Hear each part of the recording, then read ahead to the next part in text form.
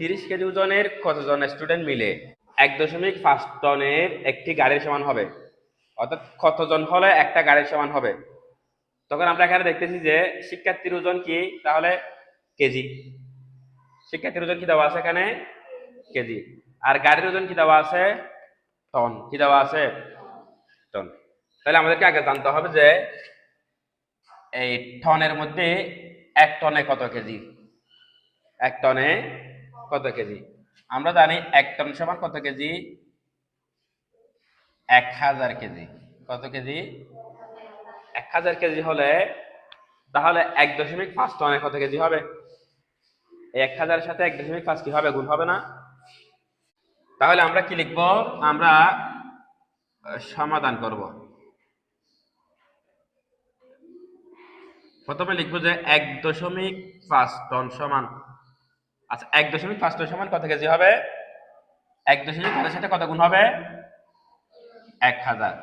তাহলে 1.5 গুণ 1000, তখন এটা টন থাকবে না, কি হয়ে যাবে, কেজি।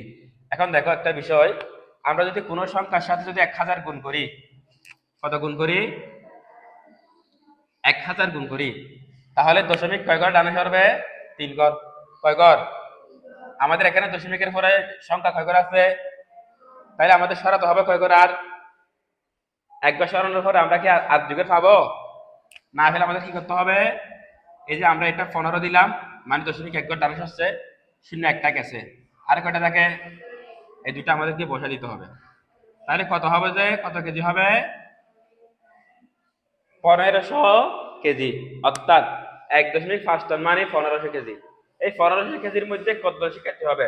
তাহলে শিক্ষার্থীর ওজন কত কেজি, 30 কেজি।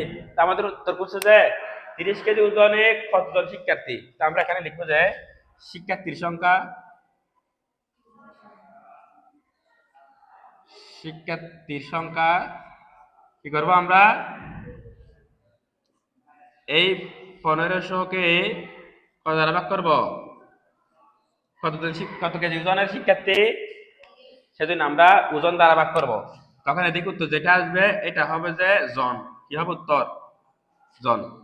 আচ্ছা আমরা যদি 1500 কে যদি 30 দ্বারা ভাগ করি, প্রথমে দেখো এখানে একটা শূন্য, এখানে একটা শূন্য, দুদিক থেকে দুইটা শূন্য বাদ যাবে, বাদ যাবে না? বাদ গেলে এটা হয়ে যাবে কত, 150। এটা কত হবে, 3। আচ্ছা 150-কে 3 ভাগ করলে কত হয়, শুধু 50, শুধু কত, 50 জন। এটা হবে আমাদের এই অঙ্কের উত্তর। তাহলে আমরা উত্তর কত পেলাম,